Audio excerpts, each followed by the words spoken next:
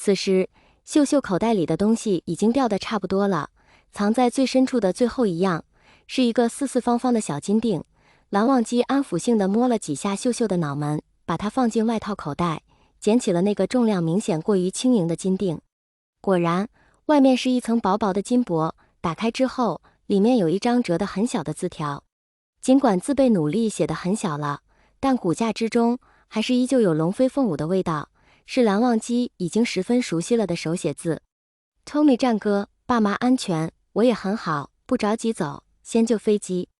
如有变化，小鸭梨能找到我们。另，我妈说她想单挑龙，我和爸爸都赌她跳不过，你觉得呢？你的线。蓝忘机收好字条，靠上了椅背，又轻轻地呼了一口气。魏无羡在特种兵的陪伴下回到了实验室，进门就听到藏色色正冲着通讯器吵得不可开交。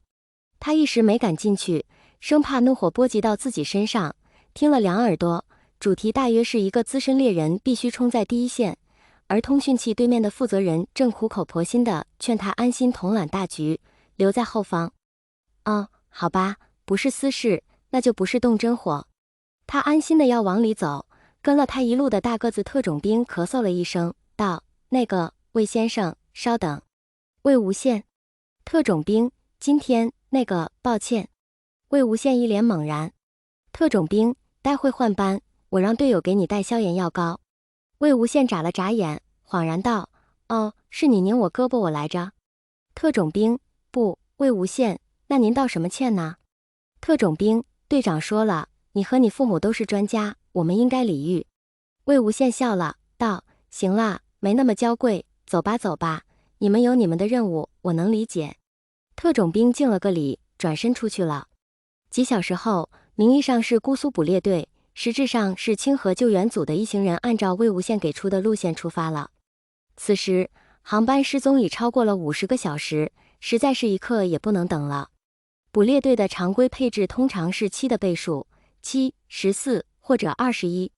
聂明珏把所有只参与过救援类行动的新兵安排在后方支援，从事故调查组抓来几名壮丁，勉强凑足12个人，加上山姆、蓝忘机，14人小队配齐装备，在登机口 B52兵分3路，同时出发。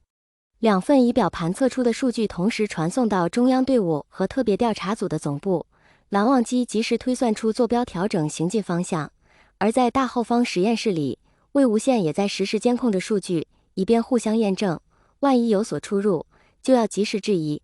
看着屏幕上不断闪烁的数字，魏无羡一边飞快演算的同时，心里却像蝴蝶在花丛里飞舞似的，轻飘又昂扬。原因再简单不过，他连线的对面是蓝忘机。尽管隔着特别调查组总部，线路也是公开的，他一开口，所有参与进行动的成员都将听到他的声音，但一切都不要紧，哪怕只是呼吸声，哪怕连呼吸的声音也没有，他的通话对象是蓝忘机，只要知道这一点，就足以让他心情很好了。在这样的状况下，魏无羡敲打界面的指尖又快又轻，眼角眉梢都仿佛带上了喜意。藏瑟瑟喂给儿子一口点心，十分疑惑地戳了一下魏长泽，指着魏无羡比口型道：“有情况。”魏长泽心领神会，也无声的道：“姑苏的小姑娘吧？”藏瑟瑟：“恐怕是。”2个人挤眉弄眼，在引起魏无羡注意之前，蹑手蹑脚地走到门口。魏长泽敲了敲门，道：“来个人，帮我个忙。”收在门口的特种兵应了一声，很快防爆门打开了。那个瞬间，像被无限拉长了，又像白驹过隙，藏瑟瑟快地化成一道虚影。他跳起来，徒手劈上那人脖颈，随即双腿一卷，和魏长泽一起拖着昏迷的特种兵进了门。时间短到只有几秒，他所处的位置又正好是外面的人的视觉死角，防爆门随即合拢，仿佛什么事都没发生。2人迅速扒掉特种兵的衣服和 ID 卡，给魏长泽装扮好了之后又来了一遍，同样的方式放倒了第2名特种兵，但是这一次稍微失手了一点。在防爆门关上之后，特种兵在半昏迷中清醒了过来，他发出了一声怒嚎，试图反抗，被藏瑟瑟补了一脚，到底完全晕过去了。被叫声惊动的魏无羡放下控制台扑过来，被地上横沉的2具只剩下内衣的肉体吓了一跳。魏无羡，你爸妈你们。臧瑟瑟，没事哈，乖，好好守大本营，我们去抓完龙就回来接你。魏无羡，监控呢？魏长则抛起2枚精巧的小零件，正是实验室内监视器的核心，道：要不是为了稳住那群鬼佬，你爸怎么可能留他们到现在？魏无羡头一次感受到语言的苍白与无力，道：那，魏长则把一个手工组装的粗糙发报器塞给他。臧瑟瑟一边说着走了儿杂，有事密电码联系，一边用特种兵的 ID 卡刷开了门。魏无羡毫不犹豫抱住了亲妈的大腿，道：不行，等等，带我一个。臧瑟瑟一腿把亲儿子甩了个趔趄，道：你已经是个成熟的宝贝了，该学会自己开溜了。魏无羡，你们完全没提过什么时候开溜。不对，我连你们要强行突破都不知道。魏长则，走不走？魏无羡一个鲤鱼打挺从地上跳起来，抄起发报器和随身背包，斩钉截铁道：走。于是2名拉低帽檐的特种兵一左一右，持枪护持着魏无羡往外走。仗着对地形的熟悉，魏无羡尽可能若无其事地在守备和巡逻人员间穿行，终于在第一个面容加虹膜认证的关卡处停下了。他向身后的特种兵打了个隐晦的手势，意思是右上角有摄像头，无法通过关卡。矮一些的特种兵咳嗽一声，高个子的推了一下魏无羡的胳膊，用十分流利的达拉斯当地腔调道：你不是要去洗手间？前面右转。魏无羡拖着长音答道：知道了。